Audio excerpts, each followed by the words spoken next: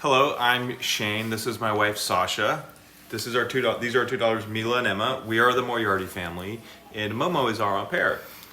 Hi, I'm Momoka from Japan, and I've been here with your family for 9 months. We're very happy to have Momo, as we call her. She's had some requests from her social media followers to answer some questions about being an au pair, so we're going to do our best to answer those for you. And before we do, this is also Bowser. He keeps getting left out of the intro.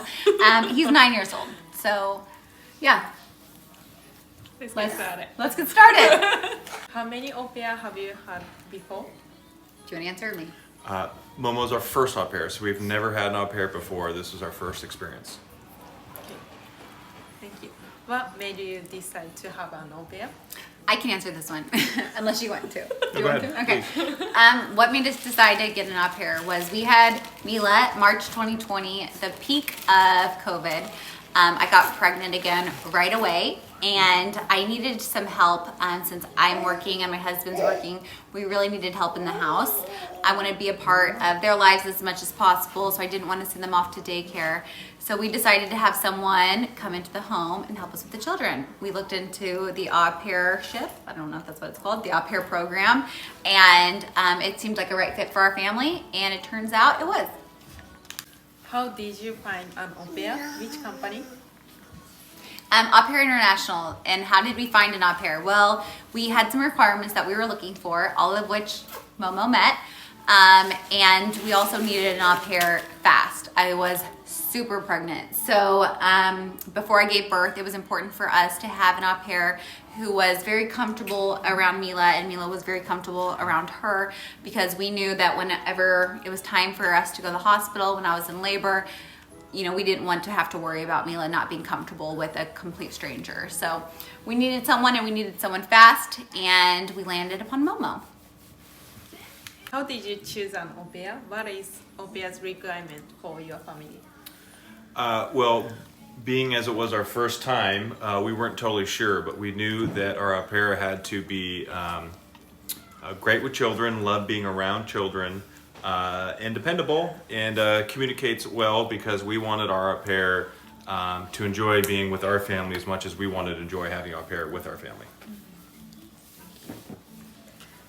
What made you to choose me?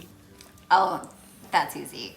So when we met Momo, on video call, she was immediately super sweet. We could just tell her character was very trustworthy and dependable. We loved her the moment that we met her on video. Yeah, so that was a pretty easy decision. She was very sweet, she was very kind, we could tell that she was reliable, we can tell that she loved children. Her profile was very well done. She had a bunch of photos of her with other babies at similar ages that we had, so we could tell that she was experienced. And yeah, once we talked with her, we just knew right away. I felt like we both had like the gut instinct that she was the one. Thank you. Yeah. What are you looking for in au pair? What were we looking for in an au pair? Well, we wanted someone with all of those requirements that we just listed, being trustworthy, dependable, honest, had good communication skills, loved children, and also we needed someone quickly. So Momo had all of those qualities that we were looking for. And we also just wanted somebody who was down to earth and not going to try to change up the way that we do things in our house. And we could just tell by the way that Momoka was that she was going to be a great fit for our family. Thank you. Yeah. Do you think I improved my English since I moved here? Yes. Well, actually, no. I think that, well, yes and no. I think that your English was so good before you even got here. Momo didn't give herself enough credit whenever we first interviewed her. She said she was not very good at English, but then she got here and we realized very quickly that she was great at English. I could speak with her immediately. We had conversations and she would sing and read to the children, and it was never a problem, her English. So do I think that you've improved? I think you were really great when you got here. So possibly, do you think you improved? A little bit. A little? Yeah, I think you were already really good. So, yeah. But I do think, like, if the question is, like, can an au pair improve their English when they're living with the host family in America? Absolutely. I think it would be pretty impossible for an au pair not to improve their English. Just because you're talking with people who speak English all day, every day. You're reading books in English. You're singing songs in English. So, I mean, I think, you know, I'm teaching my children how to speak English. I think, you know, as an au pair, you probably pick up on, like, new words when they're learning. So, yes, I definitely think it's possible for an au pair to improve their English when they're living with a host family. In fact, I think it'd be impossible not to improve your English when you're living with an American family. Yeah. Is au pair well known in the United States? Yes and no.